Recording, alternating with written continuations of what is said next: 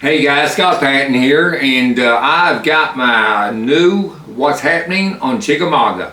I know it's been a little bit, you guys, we've been moving, and I've been fishing, it's been hot, and so we're now just getting everything set up here. Hope you like my new room, my office here. We're trying to get it worked on and get everything set up good. But anyway, let's just get on with what's happening on Chickamauga. The bite's really been good. Last week when we had all that rain and stuff like that, we really caught them good, a lot of good quality, 3.5 to 6 pound fish every day. Several of them, we catch as many as 15 or 30 a day. Really good fish. And we're still catching them good. The key right now for me is to make sure you get out early. I mean, I meet my guys there, and we're leaving the marina about 6 o'clock every morning. Time we idle out to the no wake zone, I can take off just enough to see, and I'm getting down to my areas as fast as possible. I've been keeping my boat in probably, I'm gonna say 5 feet or less of water, fishing all grass the whole time I'm down. And I've been covering water. It's been key to me. I'm not fishing fast, but I'm not fishing slow. And when I go through an area, if I get 3 or 4, I don't normally turn around and come back, because I've done that, and it seemed like I don't catch as many throughout the morning, but I could keep moving and catch the fish that are aggressive enough to eat my top water bait. It seems like if I go back, I'm sure there's fish there, but I just can't fool them into biting. I think you're better just keep moving, cover water, stay at a slow to medium pace, and work your bait, see what kind of action there was that morning, and go from there. And I know there's one bait I forgot to bring in, I just saw, but anyways, my bad, and the UPS was bringing a box here a while ago, right when I was getting this stuff ready. But what I've been throwing in the morning, there's a couple top water baits. I've been throwing your walking baits. These are both Lucky Craft baits here. Throwing a pretty good sized bait. The fish I've been catching are, been real good quality. It's kind of strange, because some days you'll catch, I've been catching all whopper plopper too. That's been my other top water bait. I've been throwing it mostly in the black one, the medium sized one about this size right here. I meant to bring that in and show you guys, but just a black whopper plopper. But they've been hitting it real good, and they've been hitting these walking baits real good. Now I'm going to tell you, from one day to the next, it's crazy. And I'm fishing a lot of the same areas day after day, that I may catch them better on the walking bait versus the whopper plopper. But like yesterday, we caught plenty of big ones on the whopper plopper and in the walking baits. But today, I'm telling you, we caught a first fish on it. He missed a real big fish on it. Just never ate it real good. Most of these fish are eating these things really good. They're crushing them, but not every single bite. But I say 80% of the bites we get, they're crushing it.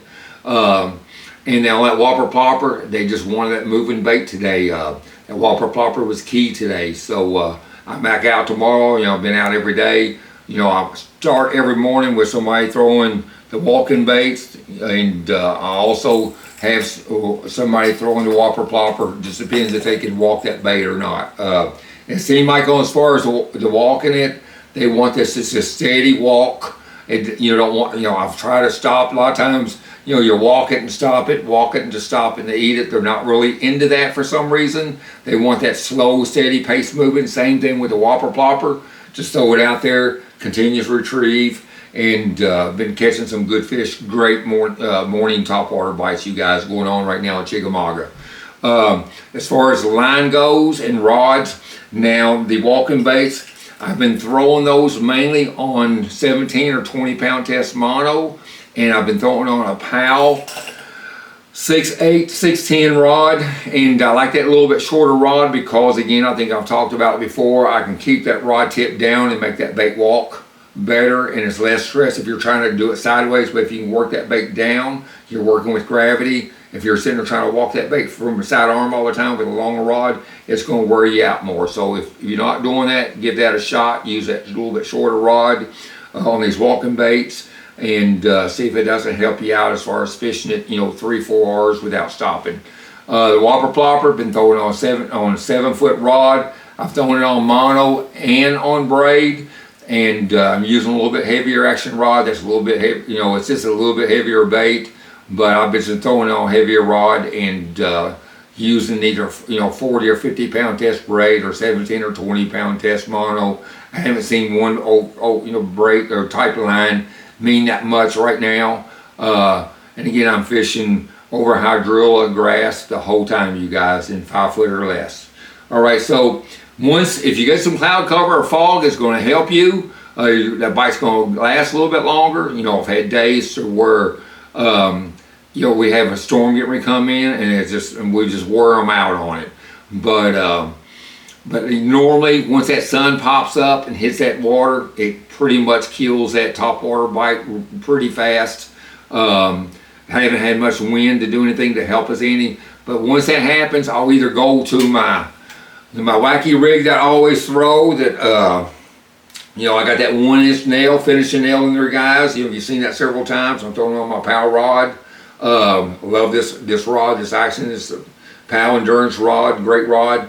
But I'm throwing that on 15 pound test braid with a 12 pound test Seagull fluorocarbon leader, and it works great. I can land most of the big fish that hit, I can land it with that. That 12 pound test makes a difference. Seems again, if I go with any heavier line on this Wacky rig, it just doesn't have the right action that I need in order to draw the strikes I got. So I'm usually picking this up. Now you can throw this in the morning, catch them too, but the top water bite's been so good, I've been sticking with it. So that is one rod and one bait you want to have rigged up. As far as colors, I'm telling you, I've caught them with so many different colors. You know, green pumpkin red flake, you know, green pumpkin blue.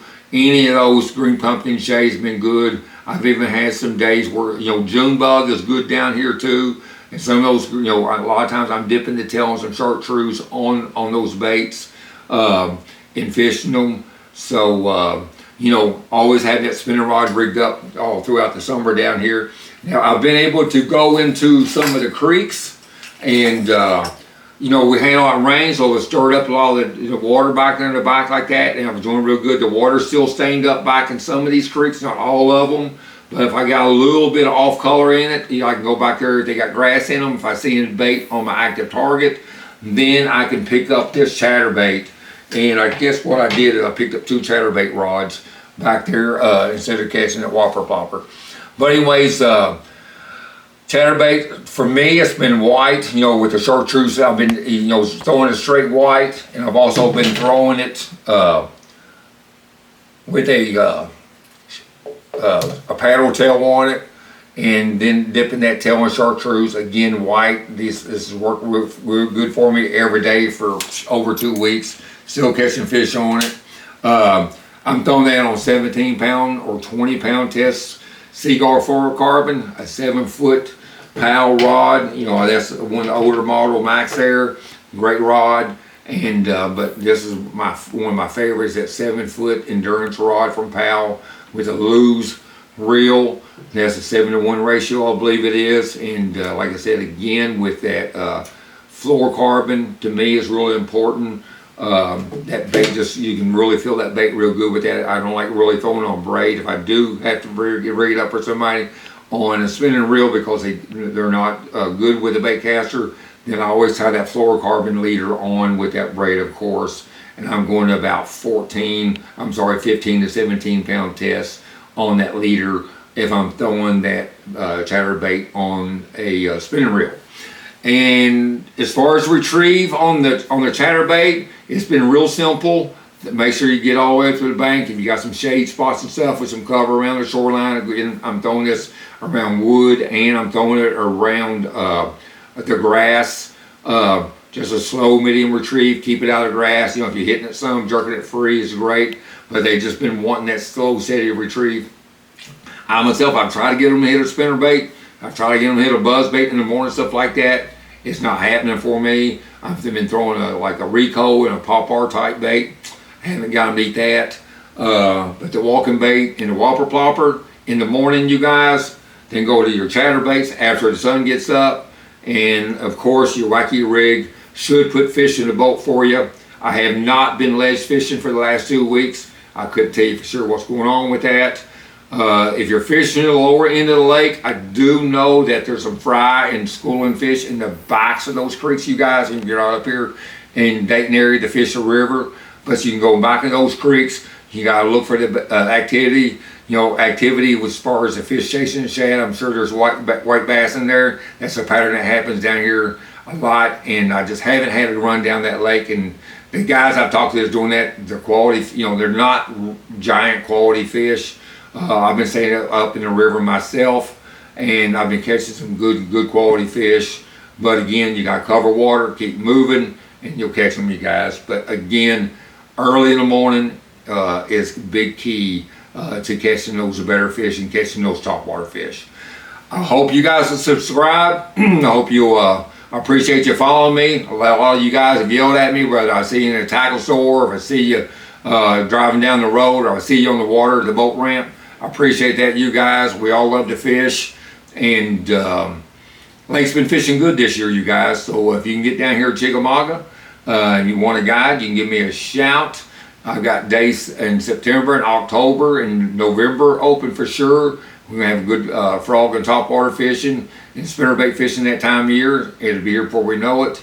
And good fishing to you guys. I appreciate it. And again, subscribe. We'll catch you on the water, guys.